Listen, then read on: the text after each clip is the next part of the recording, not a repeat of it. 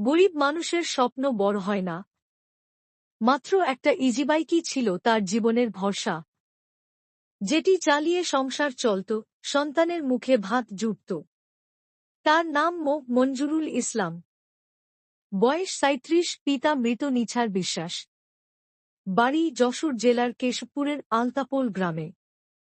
১৩ October ২০২৫ বিকেল ৫টা। পঙ্গু হাসপাতালে রোগী নামিয়ে সে যশোর মডেল মসজিদে মাগরিবের নামাজ পড়তে যায়। কিন্তু নামাজ শেষে ফিরে এসে দেখে যে ইজিবাইকটা ঘামের বিনিময়ে কেনা, সেটাই নেই। অজ্ঞাত দুই চোর তার জীবনের একমাত্র সম্বল কেড়ে নিয়েছে। ২ লক্ষ টাকার ইজিবাইক চুরি গেছে মুজিব সড়কের মডেল মসজিদ চত্বর যশোর থেকে।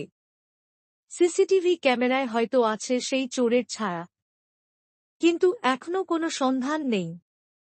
একজন পরিশ্রমী, সৎ মানুষ আজ পথে বসে গেছে শুধু এক মুহূর্তের অমানবিক কাজের কারণে। প্রশাসনের কাছে আবেদন, এই চুরির ঘটনা তদন্ত হোক, চোর ধরা পড়ুক, আর একজন অসহায় চালকের জীবনের ভরসা ফিরে আসুক। এ বিষয়ে যশোর কোতোয়ালি থানার একটি সাধারণ ডায়েরি করা হয়েছে।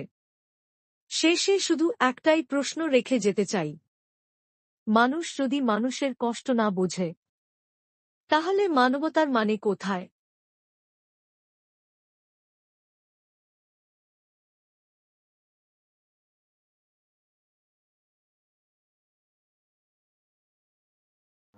এই যে ইজি বাইক নিয়ে এখন বেরিয়ে যাচ্ছে মডেল মসজিদ থেকে, সোজা গেট থেকে বেরিয়ে পঙ্গু হাসপাতালের দিকে চলে যাচ্ছে।